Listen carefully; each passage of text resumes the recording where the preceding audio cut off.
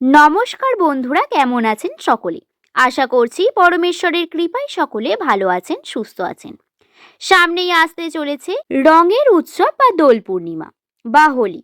প্রতি বছর ফাল্গুন মাসের পূর্ণিমা তিথিতেই দোল পূর্ণিমা পালিত হয়। তবে এই দোল পূর্ণিমার দিন বছরের প্রথম চন্দ্রগ্রহণ হতে চলেছে। গ্রহণের মধ্যে কি আদৌ দোল পূর্ণিমা পালন করা যাবে? এই নিয়ে প্রশ্ন উঠেছে সকলের মনে।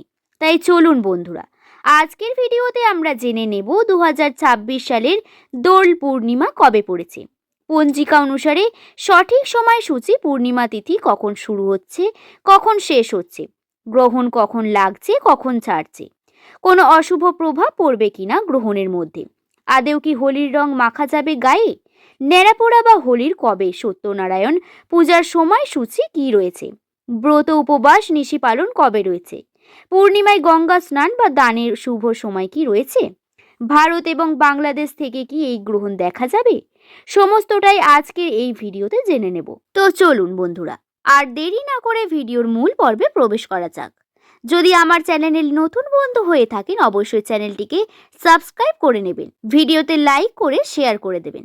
আশা করছি ভিডিওটি আপনাদের জন্য খুব হেল্পফুল হবে। এই দোল পূর্ণিমা তিথিতে শ্রীকৃষ্ণের অশেষ কৃপা পেতে কমেন্ট বক্সে লিখুন জয় শ্রীকৃষ্ণ। রঙের উৎসবে কম বেশি সামিল হন সকলেই। আর এই বিশেষ দিন উপলক্ষে বিভিন্ন জায়গায় পুজো করা হয়। দোল পূর্ণিমা হিন্দু ধর্মের জন্য খুব শুভ বলে মনে করা হয়। এই দিন রাধা কৃষ্ণের পুজো করা হয়ে থাকে।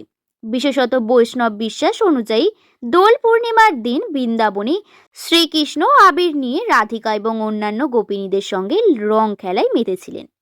আবার শান্তিনিকেতনে রবীন্দ্রনাথ ঠাকুর বসন্ত উৎসব চালু করেছিলেন। তাই রঙিন উৎসবের দিকে মুখিন হয়ে থাকেন অনেকেই। চলুন জেনে নেওয়া যাক যে দোল পূর্ণিমার পূর্ণিমা তিথি কখন থেকে শুরু হচ্ছে।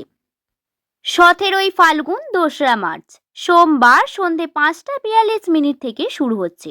পূর্ণিমা তিথি সমাপ্ত হবে 18ই ফাল্গুন 3রা মার্চ মঙ্গলবার বিকেল 4টে 48 মিনিটে। অর্থাৎ এই পরিস্থিতিতেই উদয় তিথি অনুযায়ী দোল পূর্ণিমার তিথি পালন হবে। পুজো পাঠ সমস্ত কিছুই রয়েছে 3রা মার্চ মঙ্গলবার দিনে।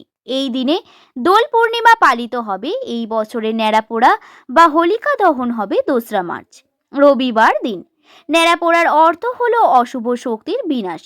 শুকনো ডাল, কাঠ বা শুকনো পাতার জোগাড় করে সেগুলিকে স্তূপাকার করে ফাল্গুনী পূর্ণিমার সন্ধ্যায় পুরানো হয়। যুগ যুগ ধরে এই রীতি আমাদের সংস্কৃতির সঙ্গে পালিত হয়ে আসছে। তাই ন্যাড়া পোড়ার পরই সবাই সেই ছাই শরীরে এবং কপালে ছোঁয়ায়। বিশ্বাস করা হয় যে অশুভ শক্তির ছায়া জীবনে পড়ে না। ন্যাড়া পোড়া হলেও মন্দর ওপর ভালোর জয়ের প্রতীক। তাই এই বছর ন্যাড়া পোড়ার কোন সময় করছেন? 2রা মার্চ সোমবার দিন সন্ধে 5টা 42 মিনিটের পর থেকে। তাই এই বছরের ন্যাড়াপোড়ার সময় হচ্ছে 2রা মার্চ সোমবার দিন সন্ধে 5টা 42 মিনিটের পর থেকে 7টা 15 মিনিটের মধ্যে আপনাদের ন্যাড়াপোড়া করতে হবে। পরের দিন 3রা মার্চ মঙ্গলবার দিন থাকবে ফাল্গুনী পূর্ণিমা বা দোল পূর্ণিমার তিথি। সেই কারণে ফাল্গুনী পূর্ণিমার দিনে আসছে চন্দ্রগ্রহণ। ভারতের সময় অনুসারে 3রা মার্চ, বাংলার 18ই ফাল্গুন পূর্ণগ্রাস চন্দ্রগ্রহণ। আরম্ভ হচ্ছে দিবা 3টে 20 মিনিট থেকে, সমাপ্ত হবে রাত্রি 6টা 48 মিনিট পর্যন্ত। মোট 3 ঘন্টা 27 মিনিট ধরে গ্রহণ চলবে।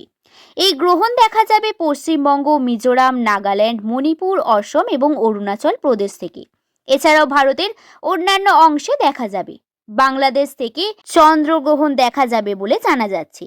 এই দিন সত্যনারায়ণ পুজোর সময় থাকছে। গ্রহণ কেটে যাওয়ার পর 6টা 47 মিনিটের পর থেকে আপনারা 7টা 59 মিনিটের মধ্যে সত্যনারায়ণ পুজো করতে পারেন। 3রা মার্চ মঙ্গলবার দিন, তার ঠিক পরের দিন হোলি উৎসব, অর্থাৎ 4ঠা মার্চ বুধবার দিন। এবার অনেক মানুষের মনে প্রশ্ন রয়েছে, যেহেতু এই দিন চন্দ্রগ্রহণ লাগছে, রং কি গায়ে মাখা যাবে? কোনো অশুভ প্রভাব পড়বে না তো? তাই আপনাদের বলে রাখি, যে সময় গ্রহণ লাগছে তার আগে যদি, অর্থাৎ আপনারা বেলা 12টা থেকে 1টার মধ্যে রং খেলতে পারেন, বা যাদের এই সময় বা এই দিনে 3রা মার্চে দোল খেলা সম্ভব নয়, তার পরের দিনে 4ঠা মার্চ আপনি হোলি উৎসবের দিন দোল খেলা খেলতে পারেন। যেহেতু এই দিনে পূর্ণিমা তিথি রয়েছে, তাই আপনারা বাড়িতে কিছু নিয়ম বিধি মেনে চলুন।